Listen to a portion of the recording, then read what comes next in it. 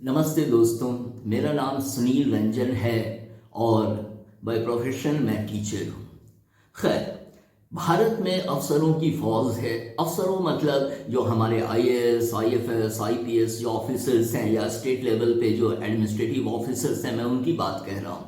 तो हमारे जो राजनेता हैं, तो राजनेताओं पर तो ज़्यादा ध्यान नहीं देते अफसर, लेकिन मंत्रियों के हाथ में जो पावर होता है उसके आगे हमारे अफसर भी नतमस्तक हो जाते हैं। और हमारे देश में हम जो इतना ढिंढोरा सुनते हैं कि विश्व गुरु बनेगा भारत, विश्व गुरु बनेगा भारत, लेकिन हमारे देश में जो संविधान है, संविधान ही मौन है कि क्या शिक्षा होनी चाहिए मंत्री बनने के लिए या राजनीतिक सत्ता में आने के लिए। उसमें शिक्षा की कोई चर्चा ही नहीं है। लेकिन नौकरी पाने के लिए एलिजिबिलिटी है कि आपको ग्रेजुएट होना है या पोस्ट ग्रेजुएट होना है या 12th पास होना चाहिए, तो वहाँ पे अनिवार्यता रहती है। लेकिन राजनेताओं के लिए कोई अनिवार्यता नहीं है, कोई उम्र की सीमा नहीं है। एक उम्र होती है जिसमें अफसर रिटायर हो जाते हैं, सरकारी कर्मचारी रिटायर हो जाते हैं, लेकिन हमारे राजनेता कभी रिटायर नहीं होते। और कितने राजनेता तो इतने बुजुर्ग हो चुके हैं, मैं उनकी बुजुर्गियत को सम्मान देता हूं, लेकिन उन्हें दूसरों के लिए भी जगह छोड़ देना चाहिए ताकि हमारा देश आगे बढ़ सके। तो अफसरों की फौज है और हमारे जो मंत्री हैं उनके हाथ में राजनीतिक सत्ता होती है, इसलिए अफसर भी अपने को लाचार पाते हैं। और इतनी मेहनत से अफसर जो बनते हैं, लड़के या लड़कियां, वो इतनी पढ़ाई करते हैं, दिन रात एक कर देते हैं और तब जाके आईएएस, आईपीएस या स्टेट सर्विसेज में एडमिनिस्ट्रेटिव ऑफिसर्स के पोस्ट पे आते हैं। और इतनी लगन और मेहनत और संघर्ष से गुजर कर वो अफसर बनते हैं, बहुत तपते हैं, तब जाकर वो अफसर बनते हैं और उनका करियर भी परमानेंट होता है। लेकिन उनके प्रमोशन या उनके ट्रांसफ़र की हाथ की चाबी या उन्हें इधर से उधर घुमाने की चाबी हमारे मंत्रियों के हाथ में रहती है। और यही तो दुर्दशा है देश की कि हमारे मंत्री एजुकेटेड हों या ना हो उससे कोई मतलब नहीं है, लेकिन हमारे जो अफसर हैं उन्हें एजुकेटेड होना ही है, क्योंकि एजुकेशन की अनिवार्यता नियम में है। तो जब तक आप एजुकेटेड नहीं होंगे, जब तक आपकी एक सर्टेन डिग्री नहीं होगी, तब तक आप अप्लाई कर ही नहीं सकते जॉब के लिए।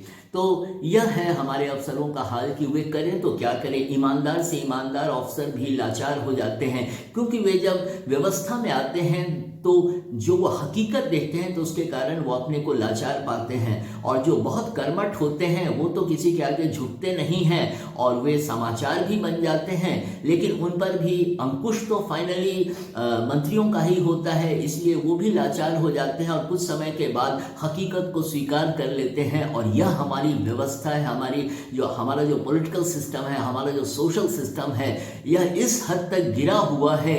और जब तक क्रांतिकारी सोच हमारे राजनेताओं में या केंद्रीय नेतृत्व या राज्य के नेतृत्व में जब तक कोई क्रांतिकारी सोच नहीं होगी, तब तक इस देश की काया पलटने नहीं वाली है। हम कितना भी बखान कर लें कि भारत की संस्कृति ऐसी है, भारत की विरासत ऐसी है, लेकिन जब तक हमारी सोच में कर्मठता नहीं होगी तब तक हम कुछ नहीं कर सकते। और हमारी जो नई पीढ़ी आ रही है वह देखती रहती है, लोकसभा में, राज्यसभा में लड़ाई करते हैं लोग, फिजिकली लड़ाई करने लगते हैं और तब मार्शल उन्हें बाहर ले जाते हैं।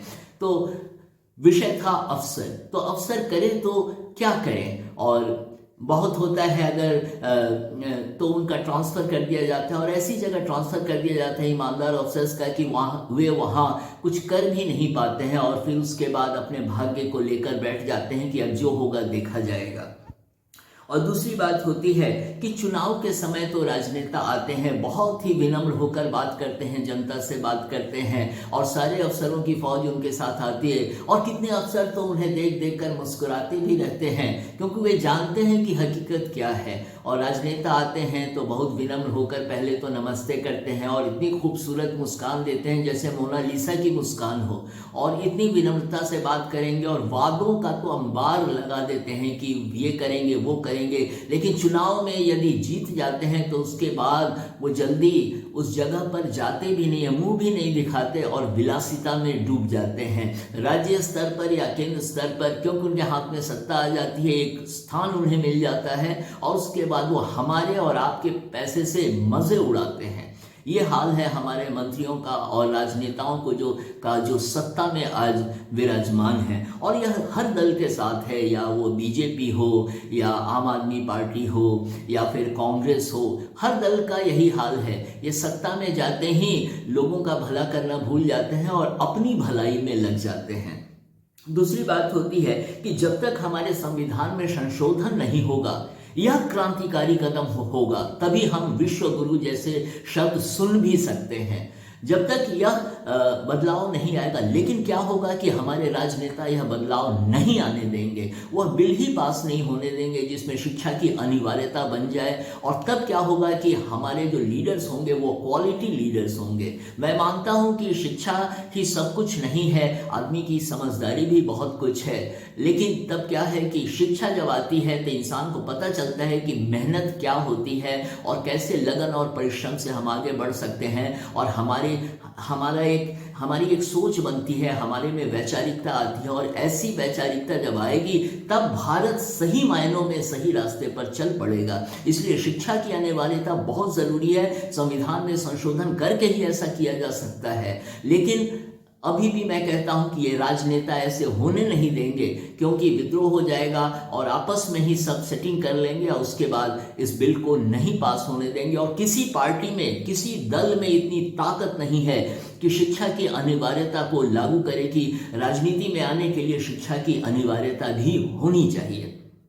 दूसरी बात होती है कि मुख्यमंत्री को कितनी बार गलत जानकारी देते हैं हमारे मंत्री, और हमारी जो ब्यूरोक्रेसी है, जो ऑफिसर्स की फौज है, जो भटके हुए अफसर हैं, जो गलत रास्ता पकड़ चुके हैं, वो गलत जानकारी देते हैं मुख्यमंत्री को, और मुख्यमंत्री को हकीकत का पता नहीं चलता है, उन्हें सच्चाई की जानकारी नहीं होती है। और कभी कभी वो ऐसे कदम उठा लेते हैं कि जनता में असंतोष भर जाता है। लोग सोचते हैं कि नहीं, मुख्यमंत्री ने ये सही कदम नहीं उठाया, जबकि मुख्यमंत्री को गलत जानकारी दी जाती है। हाँ, कुछ मुख्यमंत्री हैं जो क्रॉस चेकिंग करते हैं और दूसरे माध्यमों से सच्चाई का पता लगाने की कोशिश करते हैं, लेकिन यदि उन्हें गलत जानकारी हमारे अफसर देंगे तो उन्हें कैसे पता चलेगा कि समाज में किसी विशेष विभाग में क्या हो रहा है।